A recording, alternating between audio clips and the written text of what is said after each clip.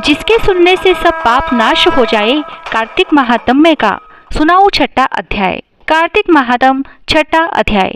नारद जी बोले, जब 2 घड़ी रात बाकी रहे तब तुलसी की मृत्तिका, वस्त्र और कलश लेकर जलाशय पर जाएं। कार्तिक में जहाँ कहीं भी जलाशय मिले प्रत्येक जलाशय के जल में स्नान करना चाहिए। गर्म जल की अपेक्षा ठंडे जल में स्नान करने से 10 गुना पुण्य होता है।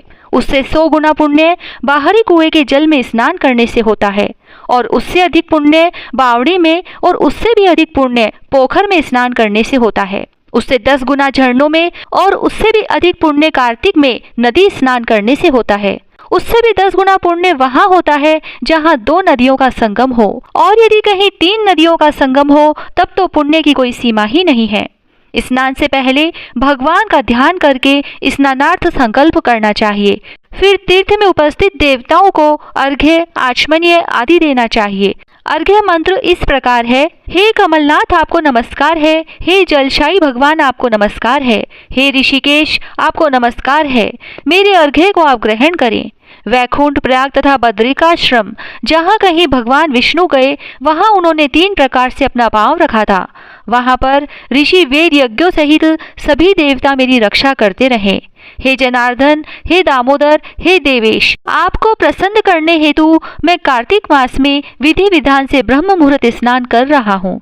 आपकी कृपा से मेरे सभी पापों का नाश हो। हे प्रभु, कार्तिक मास में व्रत तथा विधि पूर्वक स्नान करने वाला मैं अर्घ्य देता हूँ, आप राधिका सहित ग्रहण करें।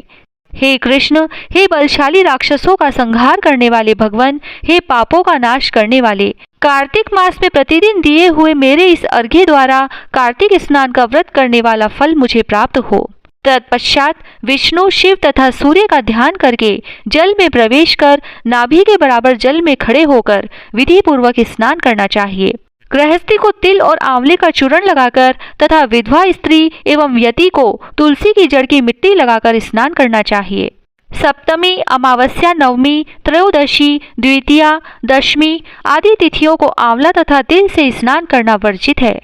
स्नान करते हुए इन शब्दों का उच्चारण करें: जिस भक्ति भाव से भगवान ने देवताओं के कार्य के लिए 3 प्रकार का रूप धारण किया था, वही पापों का नाश करने वाले भगवान विष्णु अपनी कृपा से मुझे पवित्र बनाए। जो अमनुष्य भगवान विष्णु की आज्ञा से कार्तिक व्रत करता है, जो मनुष्य भगवान विष्णु की आज्ञा से कार्तिक व्रत करता है, उसकी इंद्रादि सभी देवता रक्षा करते हैं, इसीलिए वह मुझको पवित्र करे। बीजों, रहस्यों तथा यज्ञों सहित वेदों के मंत्र, कश्यप आदि ऋषि, इंद्रादि देवता मुझे पवित्र करे। अदिति आदि सभी नारियां, यज्ञ, सिद्धि, सर्प और समस्त औषधियां, वे तीनों लोकों के पहाड़ मुझे पवित्र करे। इस प्रकार कहकर स्नान करने के बाद मनुष्य को हाथ में पवित्री धारण करके देवता, ऋषि, मनुष्यों तथा पितरों का विधि पूर्वक तर्पण करना चाहिए। तर्पण करते समय तर्पण में जितने तिल रहते हैं उतने वर्ष पर्यंत व्रती के पितृगण स्वर्ग में वास करते हैं। उसके बाद व्रती को जल से निकलकर शुद्ध वस्त्र धारण करने चाहिए। सभी तीर्थों के सारे कार्यों से निवृत्त होकर पुनः भगवान विष्णु का पूजन करना चाहिए। सभी तीर्थों के सारे देवताओं का स्मरण करके भक्ति पूर्वक सावधान होकर चंदन, फूल और फलों के साथ भगवान विष्णु को फिर से अर्घ्य देना चाहिए। अर्घ्य का मंत्र इस प्रकार है: मैंने पवित्र कार्तिक मास में स्नान किया है। हे विष्णु, राधा के साथ आप मेरे दिए अर्घ्य को ग्रहण करें। तत्पश्चात चंदन, फूल, तांबुल आदि से वेद पाठी ब्राह्मणों का श्रद्धा पूर्वक पूजन करें और बारंबार नमस्कार करें। ब्राह्मणों के दाएं पांव में तीर्थों का वास होता है, मुंह में वेद और समस्त अंगों में देवताओं का वास होता है।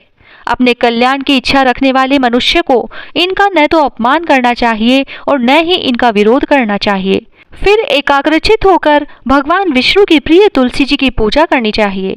उनकी परिक्रमा करके उनको प्रणाम करना चाहिए। प्रणाम इस प्रकार करें: हे देवी, हे तुलसी, देवताओं ने ही प्राचीन काल से तुम्हारा निर्माण किया है और ऋषियों ने तुम्हारी पूजा की है। हे विष्णु प्रिया तुलसी, आपको नमस्कार है, आप मेरे समस्त पापों को नष्ट करो। इस प्रकार जो मनुष्य भक्ति पूर्वक कार्तिक व्रत का अनुष्ठान करते हैं वे संसार के सुखों का भोग करते हुए अंत में मोक्ष को प्राप्त करते हैं। ओम नमो भगवते वासुदेवाय। छठा अध्याय समाप्त। जय श्री राधे। कार्तिक की कहानी। दो सास बहुएं थी। कार्तिक मास आया तो सास बोली, मैं कार्तिक स्नान के लिए तीर्थ जाना चाहती हूँ। बहू बोली, मैं भी चलूंगी। सास बोली, तू अभी बहुत छोटी है, अभी मुझे जाने दे। सासू तीर्थ गई तो बहू कुमार के से 35 कुंडे ले आई। रोज एक कुंडा भर कर रखती। उधर गंगा में सासू जी की नथ गिर गई। बहू कुंडे में नहाती हुई बोली, सासू नहावे उंडे, मैं नहाऊं कुंडे। इतने में गंगा की धारा कुंडे में आ गई। साथ में सासू जी की नथ भी आ गई। बहू ने नथ पहचान ली और अपनी नाक में पहन ली।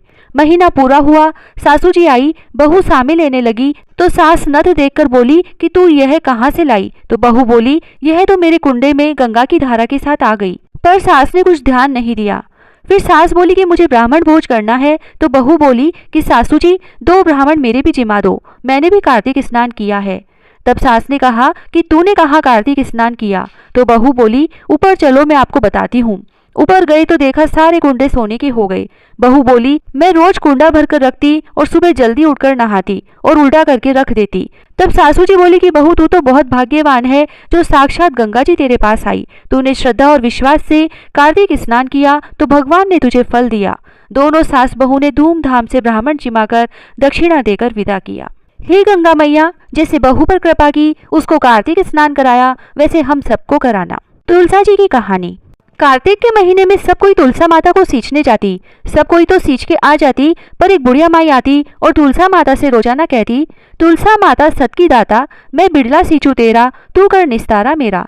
तुलसा माता अड़ुआ दे, लडुआ दे, पीतांबर की धोती दे, मीठा मीठा ग्रास दे, बैकुंठ का वास दे, चटके की चाल दे, पटके की मोत दे, चंदन का काठ दे, झालर की झिनकार दे, साई का राज दे, दाल भात का जीवन दे, 11 का दिन दे, कृष्ण का कांधा दे। इतनी बात सुनकर तुलसा माता सूखने लगी। भगवान ने पूछा कि तुम्हारे पास तो इतनी औरतें आती हैं, तुम्हें जिमाती है, गाती हैं, तो भी तुम कैसे सूखने लगी? तुलसा माता ने कहा कि एक बुढ़िया माई आती है जो रोजाना इतनी बात कहकर जाती है। मैं और तो सब कुछ दे दूंगी, पर आप कृष्ण जी का कांधा कहाँ से दूंगी? थोड़े दिन बाद बुढ़िया माई मर गई। सब कोई उसको उठाने लगे, पर वह इतनी भारी हो गई कि उठे ही नहीं। सब कोई कहने लगे कि पाप घाट की माला फेरती थी, जिससे इतनी भारी हो गई। भगवान बूढ़े ब्राह्मण का रूप धारण करके आए। सबसे पूछने लगे कि इतनी भीड़ क्यों हो रही है? सब बोले, एक बुढ़िया मर गई है, पापनी थी, इसीलिए किसी से नहीं उठती। तब भगवान बोले कि इसके कान में मुझे एक बात कहने दो तो यह उठ जाएगी। सबने कहा, तू भी अपने मन की निकाल ले। भगवान ने जाकर उसके कान में कहा, बुढ़िया माई, तू बिड़ला सींचे मेरा, मैं करूँ निस्तारा तेरा।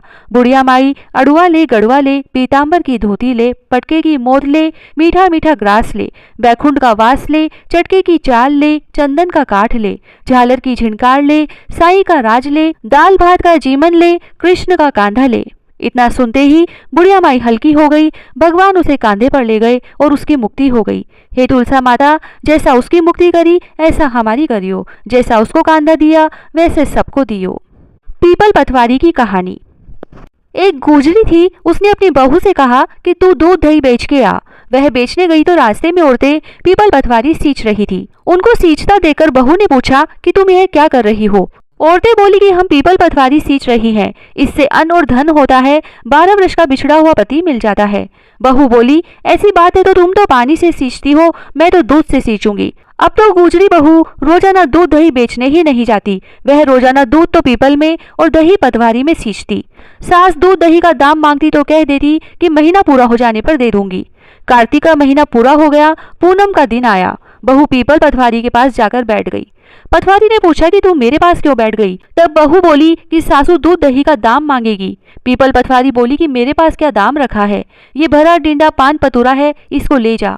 बहू ने वही ले जाकर कोठरी में रख दिया और डर के मारे कपड़ा ओढ़कर सो गई। सासू बोली कि बहू पैसे ला। बहू बोली कि कोठरी में रखा है। सासू ने कोठरी खोल के देखी तो हीरा मोती जगमगा रहे हैं। सासू बोली कि बहू इतना धन कहाँ से लाई? बहू ने आकर देखा तो सच्ची में ही धन भरा हुआ है। बहू ने सासू को सारी बात बता दी। सास ने कहा कि अब की कार्तिक में मैं भी पटवारी सींचूंगी। कार्तिक आया, सास दूध दही तो बेचकर आ जाती और हांडी धोकर पीपल पटवारी में चढ़ा देती। आकर बहू से कहती कि मेरे से दाम मांग। तब बहू कहती, सासू जी, कोई बहू भी दाम मांगती है क्या? पर सासू कहती कि तू मांग। बहू बोली कि सासू जी पैसे लाओ, तो वह पीपल पटवारी के पास जाकर बैठ गई। पीपल पटवारी ने सासू को भी पान पतूरा भरा डिंडा दे दिया। उसने वही ले जाकर कोठरी में रख दिया। बहू ने खोलकर देखा तो उसमें कीड़े मकोड़े बिलबिला रहे हैं। बहू ने कहा, सासू जी यह क्या है? तब सास ने आकर देखा और बोलने लगी कि पीपल पटवारी तो बड़ी दोगली पटपीटन है, इसको तो धन दिया और मुझको कीड़ा मकोड़ा दिया। तब सब कोई बोलने लगे कि बहू तो सत की भूखी सींचे थी, तुम धन की भूखी सींची। हे पटवारी माता, जैसा बहू को दिया वैसा सबको देना, जैसा सास को दिया वैसा किसी को मत देना। लपसी तपसी की कहानी। एक लपसी था, एक तपसी था। तपसी तो भगवान की तपस्या करता, लपसी रोजाना 1.25 सेर का हलवा बनाकर भगवान को भोग लगाकर टाली हिलाकर जीम लेता।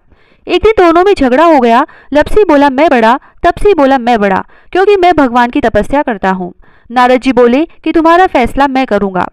दूसरे दिन तपसी नहाकर आने लगा तो नारद जी ने 1.25 करोड़ का मुंदड़ा तपसी के आगे गिरा दिया। उसने आंख खोलकर देखा तो मुंदड़ा पड़ा था। उसने उठाकर पैर के नीचे दबा लिया और तपस्या करने लगा। उधर लपसी ने 1.25 सेर का हलवा बनाकर भगवान को भोग लगाकर टाली हिलाकर जीम लिया। इतने में नारद जी आए और दोनों को अपने पास बैठाया। दोनों पूछने लगे कि कौन बड़ा है। नारद जी ने तपसी से कहा कि अपना पांव हटा। पांव हटाते ही मुंदड़ा निकला। तब नारद जी बोले कि मुंदड़ा चुराने से तेरी तपस्या भंग हो गई है, इसलिए लपसी बड़ा है। तपसी कहने लगा कि मुझे मेरी तपस्या का फल कैसे मिलेगा। नारद जी बोले कि तेरी तपस्या का फल कार्तिक नहाने वाली देंगी। सब कहानी कहकर तेरी कहानी नहीं कहेंगी तो कार्तिक का फल तुझे हो जाएगा। धोती देकर अंगोछा नहीं देंगी, सीधा देकर दक्षिणा नहीं देंगी, ब्राह्मण जिमाकर दक्षिणा नहीं देंगी, दीवा चासकर हाथ न जोड़े तो तेरा पुण्य होगा। कपड़ा देके बटन न लगावे, दाहिने हाथ नाड़ा बांधे तो सबका फल तुम्हें हो जाएगा। और इतना कहकर नारद जी चले गए। लपसी को फल लपसी ने हो जो, तपसी को फल तपसी ने हो जो, माँ की कथा कहानी को फल माँ ने हो जो। विनायक जी की कहानी। एक बुढ़िया माई थी, वह मिट्टी के गणेश जी की पूजा करती थी। वह मिट्टी के गणेश जी रोज बनाती, रोज गल जाते। सामने एक सेठ का मकान बन रहा था तो वह वहां जाकर बोली कि पत्थर का गणेश बना दो। मिस्त्री बोले जितने में हम तेरा पत्थर का गणेश गढ़ेंगे उतने में अपनी दीवार न चीनेंगे। बुढ़िया बोली कि राम करे तुम्हारी दीवार टेढ़ी हो जाए। अब उनकी दीवार टेढ़ी हो गई। वो बनावे और ढा देवे, बनावे और ढा देवे। इस तरह करते करते शाम हो गई। शाम को सेठ आया और उसने कहा आज कुछ भी काम नहीं किया। तो मिस्त्री कहने लगे कि एक बुढ़िया आई थी, वो कह रही थी कि मेरा पत्थर का गणेश गढ़ दो। हमने नहीं गढ़ा तो उसने कहा कि तुम्हारी दीवार टेढ़ी हो जाए, जब से दीवार सीधी ही नहीं बन रही। सेठ ने बुढ़िया को बुलवाया और कहा कि हम तुझे सोने का गणेश मढ़ देंगे, हमारी दीवार सीधी कर दो। सेठ ने बुढ़िया को सोने का गणेश मंडवा दिया और सेठ जी की दीवार सीधी हो गई। हे विनायक जी महाराज, जैसे सेठ की दीवार सीधी करी वैसे सबकी करना। कहता न सुनता न हुकारा भरता ने सारे परिवार की रक्षा करना। हे कार्तिक महाराज, सबकी मनोकामनाएं पूरी करना, सबकी रक्षा करना। जय श्री राधे।